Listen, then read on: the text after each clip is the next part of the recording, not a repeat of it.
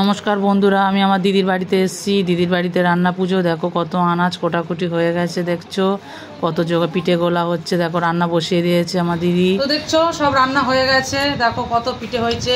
এটা কলা বড়া, এটা গুড় পিঠে, এটা কচুর শাক ইলিশ মাছের মাথা দিয়ে, দেখছো আলু ভাজা, পটল ভাজা, বটবটি ভাজা, ঝিঙে ভাজা, বেগুন ভাজা, এটা কাঁকরোল ভাজা, উচ্ছে ভাজা, কলা ভাজা, এখানে আরও পিঠে রয়েছে, এটা ডাল চচ্চড়ি, এটা ঢেঁড়স ভাজা, কুমড়ো ভাজা, নারকেল ভাজা, এটা চিংড়ি দিয়ে কুমড়ো আলুর তরকারি, ইলিশ মাছ ভাজা, কাটাপোনা মাছ ভাজা, এটা পায়েস।